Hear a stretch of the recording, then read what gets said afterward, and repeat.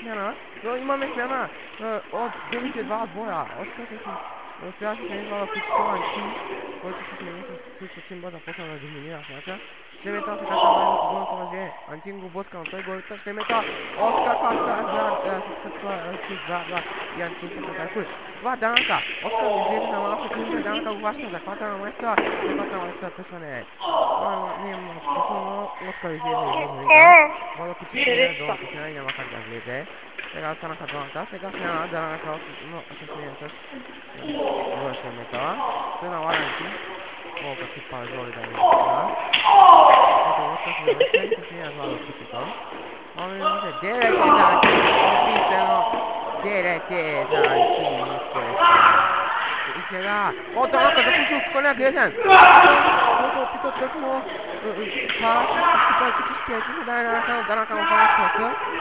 И сега не допуска Христо Цимба, се опитва, защото ако стане така, Данака става шампион. Този мач е до един туш. Христо Цимба иска да стане шампион. Данака не пуска. Гледа на кучето, той е като полудял. Той го дъпа, но Данака изкара чак бувката от лудост. Да се бувката по Христо Цимба, това е митна. Сега взимаме тази стол.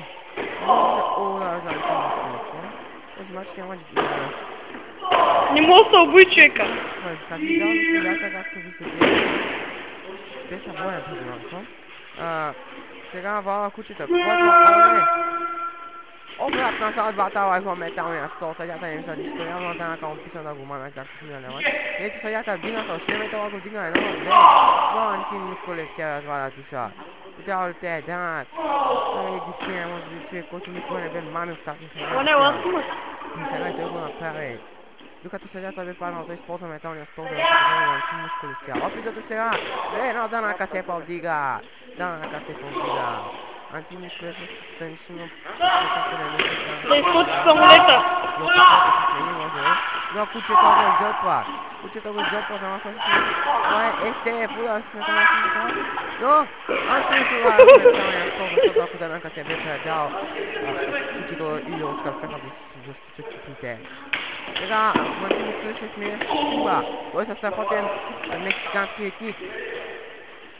Цимба удара вала кучето обаче го сваля с няколко юмрука.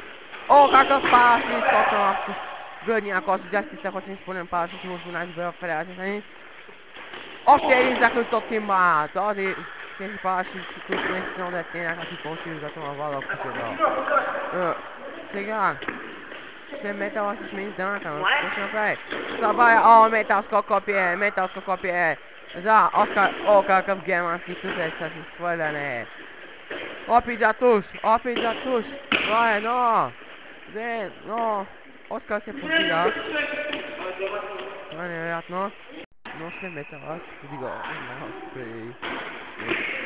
Беше отголяно и 0. Сега Шлемета. О, какъв етник, кой има за Антин мускулестия. Това трябва да вада кучето. Сега мисля, че се раздяват отново Оскар и Шлеметала срещу Антин мускулестия. Какво става това? О, не! Педигри за Антин мускулестия! Може би ще бъде края, но точно до защитата. Шлеметала с последни сили го направи и се сменя с Данака. Да! Двоен удар се слакат сърцето на Антин. Сега Данака хваща кучето. О, не, стейте на Рихан. Ако Данака кучето се бъде на Данака и сега Христо Цимба пуска Данака, но Данака не допуска Данака изкри стената на всичко да стане шампион. Това е човек, който е печелил 3 пъти, а техният отбор ще бъде първият, който е печелил 2 пъти. О, сега Цимба забива кучето. И сега мината Данака отпре. О, мили боже, Данака се изнеми на Цимба. Само отпре, че стане. Сега вдига Цимба. О, не, какво е това? Грабна коктейл шач. Едва да направи на този дебел човек. Грабна коктейл шач за вада кучето. Данака се изнеми. О, не, той сигнализира. Може би бомба. О, бомбата на Данака, каква бомба, дами и господа. Плакат сърцето, това е края, вада кучето няма начин да се подине, но Христо Цимба разваля туша. Guardate Daнака и шлемите още така станат шампиони. Сега Daнака отива и се качва на... Мисля, че Daнака за нещо да показа да го духат. И няма танц. Оне Доната! Слушат, двоен забен удар от него от средното въже за Христо Цимба и Владо Кучето. И са направо поколяни. Сега хваща Владо Кучето. Он е отново бомба може и на Христо Цимба! Забен удар на Хеликоптер. Това опит за туш. Daнака се свърта. Сега на видите на някой поклонили са. Daнака. Опит за туш 1-2. Daнака обръща. Подявайте съдя. Било 1-2. Христо Цимба разваля. И Кучето се вдигна. Daнака може да стане шампион сега. Смяната ще е метала. Сега Daнака се бъде спадащи с Кучето. Сега опит за туш. Сега Daнака моля да може да се подига, но Кучето се подига. Подявате Daнака мами. Той се опитва да стане шампион. Но той развали туша. Daнака развали туша. Подявате Daнака се изгневи и опука от правилата. Още се смие, но кой това? Антин бе днеска удари съдята. Антин удари съдята, докато се опитваше да се смени с Христо Цимба, докато се опитваше съдята на ската. Още е метала с удар за ската. Съдята не вижда. Нищо. Ето Антин мускули се смени с Цимба, даже не видяха да се смени, но съдята бяха. И Daнака влиза, тъй като съдята не вижда. Аркел за Антин. Аркел за Кучето, съдята го няма. И нищо не вижда как Daнака се възползва от положението. Сега Daнака взема да ската. Редовната смяна е боя шлем метала, но Daнака е на ринга без причина. Това го погребахте. Без причина Daнака е на ринга. Мисля, че съдята не знае, че Антин мускули се на ринга, знае, че само че шлем метала, Владо Кучето са на ринга и Христо Цимба мислен, но той е извън строя отдавна. Сега какво се пита да направят? Те нас слагат... какъв удар за ската за Владо Кучето!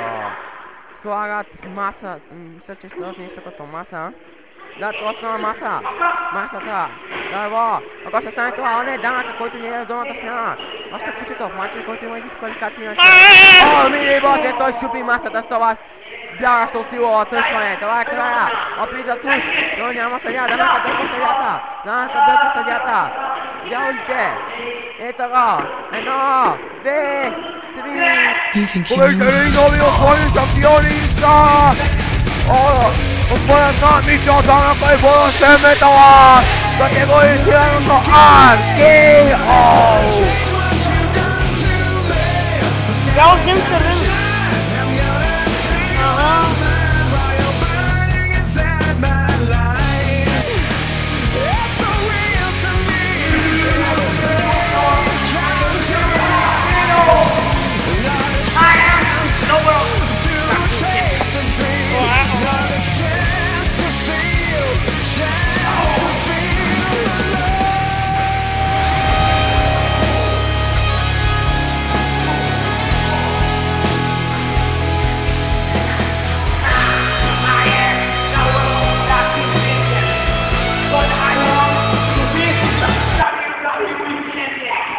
Боже, Daнака отново доказа, че това е сам.